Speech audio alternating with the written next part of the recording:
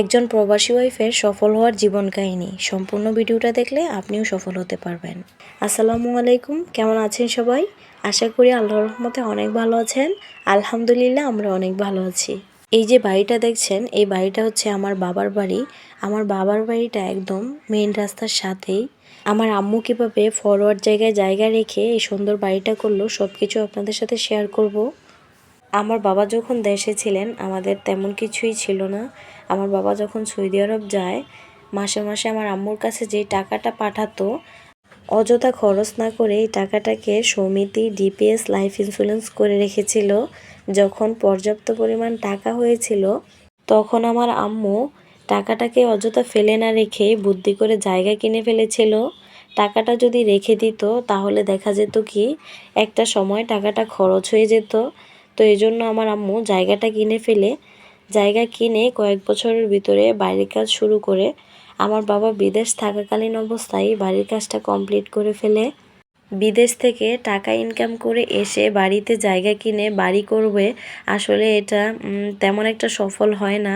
তো আমার আম্মু মনে করতো যে বিদেশ থাকাকালীন অবস্থায় যতটুকু করার করা যাবে, যখন বিদেশ থেকে চলে আসবে আমার বাবা তখন আসলে কিছুই করা হবে না। প্রবাসী যারা আছে যতদিন বিদেশ থাকে ততদিনই তাদের টাকা থাকে, যখন দেশে আসে দেখা যায় কি একদম খালি হয়ে যায়। আমাদের বাড়িটা হচ্ছে দোতলা, 2 ইউনিটের বাসা। আমার মা বাবা এক ইউনিটে থাকে। এক ইউনিটের রুম হচ্ছে 2টা বেডরুম, ড্রয়িং, ডাইনিং, কিচেন আর 2টা বাথরুম। বাকি ইউনিটগুলা আমার আম্মু ভাড়া দিয়ে রেখেছে। একজন বিদেশি যখন একেবারে দেশে চলে আসে তখন তার তেমন বয়সও থাকে না যে কিছু একটা করবে, চাকরি বাকরি করবে।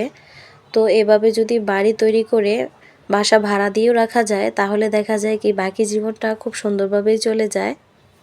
একটু হিসাব করে চললেই আপনিও তৈরি করতে পারবেন এমন স্বপ্নের বাড়ি। একজন প্রবাসী কিন্তু খুবই কষ্ট করে টাকা ইনকাম করে দেশে টাকা পাঠায়। আপনি এই টাকাটাকে অযথা খরচ না করে, একদম যে খরচ করবেন না তা না, যতটুকু প্রয়োজন ঠিক ততটুকুই খরচ করে আর বাকি টাকাটা দিয়ে কিছু একটা করার চেষ্টা করবেন। আর টাকা রেখে দিলে টাকার কোনো মূল্য থাকে না। চেষ্টা করবেন টাকাটা দিয়ে কোনো একটা কিছু করার, তাহলেই আপনি সফল হতে পারবেন। ভিডিওটি ভালো লাগলে প্লিজ একটা লাইক দিবেন, আমার চ্যানেলটাকে সাবস্ক্রাইব করে আমার পাশে থাকবেন।